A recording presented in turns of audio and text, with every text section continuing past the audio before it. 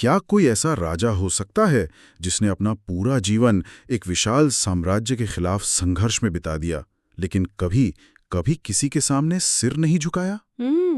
आज हम इतिहास के पन्नों में दर्ज एक ऐसी ही कहानी पर गहराई से नजर डालेंगे। बिल्कुल। हमारे पास मेवाड़ के वीर योद्धा महाराणा प्रताप के जीवन से जुड़े कुछ दस्तावेज और लेख हैं, और हम मिलकर ये समझने की कोशिश करेंगे कि उनकी कहानी आज भी इतनी प्रासंगिक क्यों है। और ये कहानी सिर्फ वीरता या युद्ध की नहीं है, ये कहानी है सिद्धांतों के टकराव की। अच्छा। हमारे सामने जो जानकारी है वो हमें उस दौर की जटिल राजनीति में ले जाती है, जहां एक तरफ अकबर का बढ़ता हुआ साम्राज्य था और दूसरी तरफ एक ऐसा राजा जो स्वतंत्रता को किसी भी चीज से ज्यादा महत्व देता था। बिल्कुल। तो आज हमारा मिशन सिर्फ उनकी जीवनी दोहराना नहीं है, बल्कि ये समझना है कि महाराणा प्रताप आज भी भारत के स्वाभिमान और अदम्य साहस का इतना बड़ा प्रतीक क्यों माने जाते हैं। सही। तो कहानी शुरू कहाँ से होती है? अगर हम इन दस्तावेजों को देखें तो उनकी नींव तो उनके जन्म के साथ ही पड़ गई थी। हाँ, उनका जन्म 9 मई 1540 को कुंभलगढ़ के किले में हुआ था, और ये किला अपने आप में एक अभेद्य दुर्ग माना जाता था। उनके पिता उदय सिंह द्वितीय थे, लेकिन दिलचस्प बात यह है कि उनकी परवरिश में उनकी माँ जयवंता बाई का प्रभाव कहीं ज्यादा गहरा था। और ये प्रभाव किस तरह का था? क्योंकि राजकुमारों को तो आमतौर पर सैन्य शिक्षा ही दी जाती थी, और उन्हें वो मिली भी। घुड़सवारी, तलवारबाजी, युद्ध कला, इन सब में वे माहिर थे। अच्छा। लेकिन इन लेखों से जो बात उभर कर आती है वो ये है कि उनकी माँ ने उन्हें सिर्फ एक योद्धा नहीं बल्कि एक विचारक बनाया। विचारक? हाँ, उन्होंने प्रताप के मन में ये बात बहुत गहराई से बिठा दी कि मेवाड़ की भूमि सिर्फ एक जमीन का टुकड़ा नहीं है, ये उनके पूर्वजों का सम्मान है, उनकी पहचान है। ये बात तो बहुत गहरी है। और ये उस दौर के लिहाज से थोड़ी अनोखी बात भी थी, है ना? अक्सर राजकुमारों की परवरिश धायमा या सैन्य प्रशिक्षक करते थे, लेकिन प्रताप के मामले में उनकी माँ का वैचारिक प्रभाव बहुत गहरा था, जो उनके बाद के हर फैसले में साफ झलकता है। तो ये वैचारिक दृढ़ता, ये उन्हें अपनी माँ से विरासत में मिली। बिल्कुल। और इसी लीव के साथ 1572 में वे मेवाड़ के सिंहासन पर बैठे। लेकिन उस समय तो दिल्ली में मुगल बादशाह अकबर का शासन था, जो अपने साम्राज्य का विस्तार कर रहे थे। ये तो सीधे सीधे टकराव की स्थिति थी। बिल्कुल। और यहाँ उस दौर के राजनीतिक परिदृश्य को समझना जरूरी है। अकबर सिर्फ एक विजेता नहीं थे, वे एक बहुत चतुर रणनीतिकार भी थे। हाँ। उन्होंने कई राजपूत राजाओं को अपनी अधीनता स्वीकार करने के लिए मनाया था।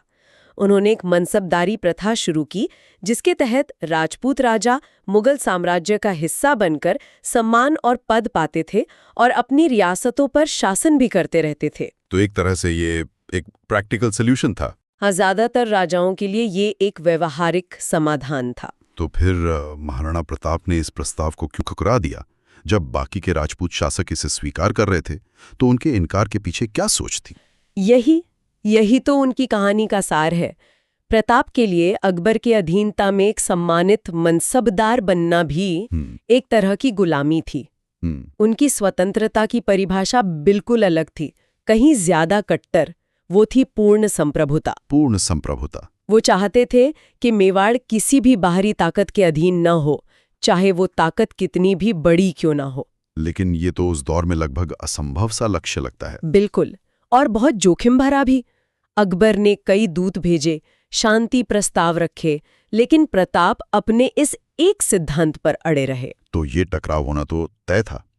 लेकिन हल्दी घाटी में जो हुआ, क्या वो सिर्फ एक और लड़ाई थी या उसमें कुछ ऐसा खास था जो उसे आज भी इतना यादगार बनाता है? हल्दी घाटी सिर्फ एक लड़ाई नहीं थी, वो एक मनोवैज्ञानिक युद्ध भी था। मनोवैज्ञानिक युद्ध? हाँ, 18 जून 1576 को जब दोनों सेनाएं आमने सामने हुईं, तो जमीन आसमान का फर्क था। एक तरफ अकबर की विशाल सुसज्जित सेना, जिसके पास तोपखाना था, अनगिनत संसाधन थे, और उसका नेतृत्व कर रहे थे आमेर के राजा मान सिंह। हाँ, ये भी एक दिलचस्प पहलू है कि मुगल सेना का सेनापति भी एक राजपूत था। ये उस समय की जटिल राजनीति को दिखाता है। दूसरी तरफ थे महाराणा प्रताप, जिनके पास एक छोटी सेना थी, लेकिन उनके साथ थे भील योद्धा, जो अरावली की पहाड़ियों के चप्पे चप्पे से वाकिफ थे। प्रताप की रणनीति थी कि मुगल सेना को हल्दी घाटी के तंग दर्रे में फंसाया जाए। अच्छा। जहां उनकी बड़ी संख्या किसी काम की न रहे। बिल्कुल।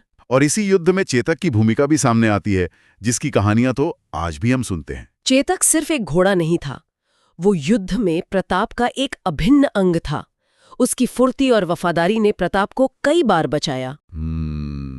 एक किस्सा बहुत मशहूर है कि कैसे चेतक ने मान सिंह के हाथी पर छलांग लगा दी थी ताकि प्रताप अपना भाला चला सकें। वाह। अब बात करते हैं युद्ध के परिणाम की। सैन्य दृष्टि से देखें तो मुगल सेना का पलड़ा भारी रहा। वे मैदानी लड़ाई जीतने में कामयाब रहे। तो फिर? लेकिन इस युद्ध का असली नतीजा हार जीत के आंकड़ों में नहीं है। तो फिर किस चीज में? इस बात में कि मुगल सेना अपने मुख्य मकसद में पूरी तरह नाकाम रही। और उनका मुख्य मकसद क्या था? महाराणा प्रताप को जिंदा पकड़ना या मारना, वे दोनों ही नहीं कर पाए। अच्छा। बुरी तरह घायल होने के बावजूद प्रताप युद्ध के मैदान से सुरक्षित निकलने में कामयाब रहे। उनका बच निकलना इस बात का प्रतीक था कि मेवाड़ का संघर्ष अभी जिंदा है। तो ये एक नैतिक जीत थी। बिल्कुल, ये प्रताप की नैतिक जीत थी। उन्होंने ये संदेश दे दिया था कि उन्हें हराया जा सकता है, पर झुकाया नहीं जा सकता। युद्ध के बाद का दौर तो उनके लिए और भी मुश्किल रहा होगा। सिंहासन, महल, सब कुछ पीछे छूट गया। अब उनका राज्य अरावली के जंगल थे। एक राजा के लिए जिसका कोई राज्य न हो, उसकी क्या पहचान रह जाती है? और यहीं उनके चरित्र की असली परीक्षा हुई।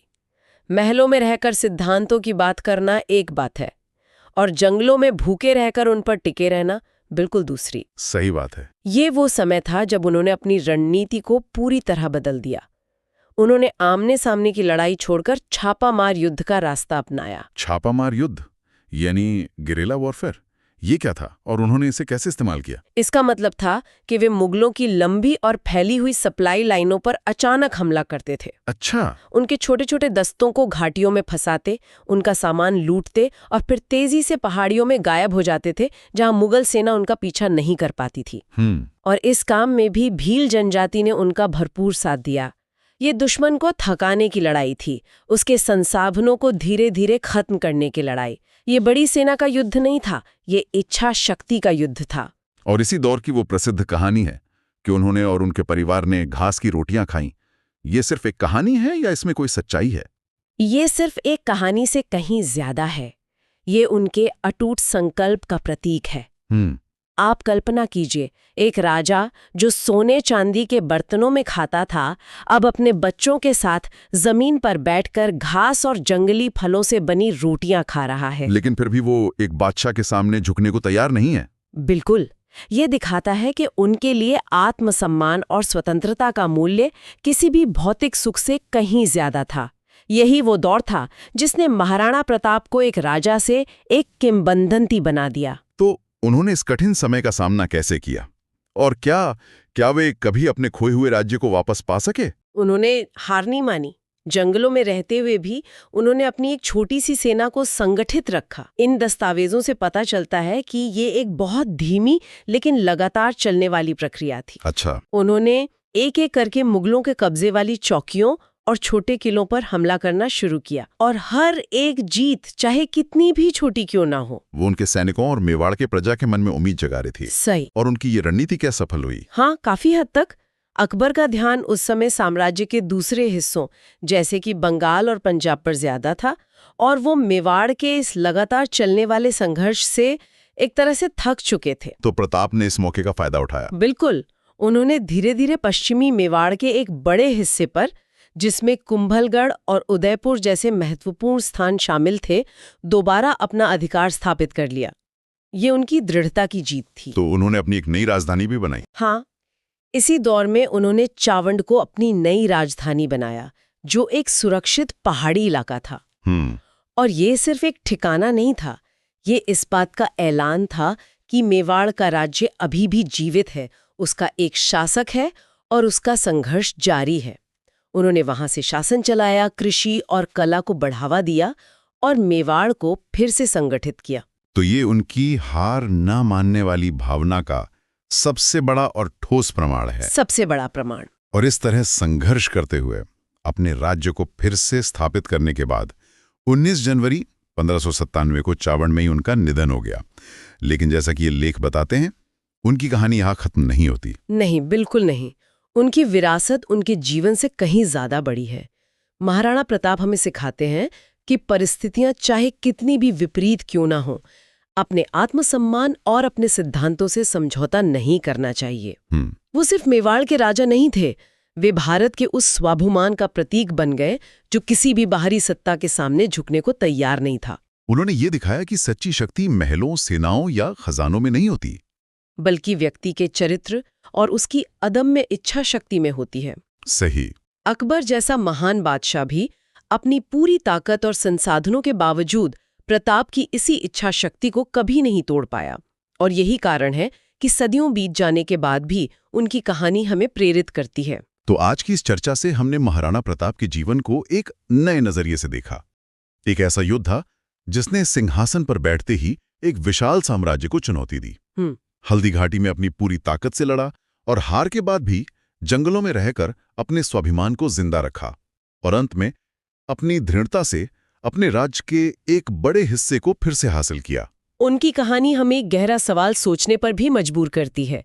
उन्होंने एक बाहरी सत्ता के सामने आत्मसम्मान के लिए संघर्ष किया। उनका संघर्ष बहुत स्पष्ट था, अपनी भूमि और अपनी पूर्ण संप्रभुता की रक्षा करना। और आज के समय में हम इससे क्या सीख सकते हैं? श्रोताओं के लिए एक अंतिम विचार ये हो सकता है, आज के आधुनिक युग में जहां चुनौतियां और संघर्ष के रूप बदल गए हैं, जहां लड़ाई तलवारों से नहीं बल्कि विचारों, बाहरी दबावों और रोजमर्रा के समझौतों से होती है, महाराणा प्रताप की कहानी हमें ये पूछने पर मजबूर करती है कि किसी व्यक्ति या समाज के लिए एक व्यवहारिक समझौता और अपने मूल सिद्धांतों या पहचान को खो देने के बीच की वो महीन रेखा कहाँ होती है। ये सवाल तब भी प्रासंगिक था और आज भी है।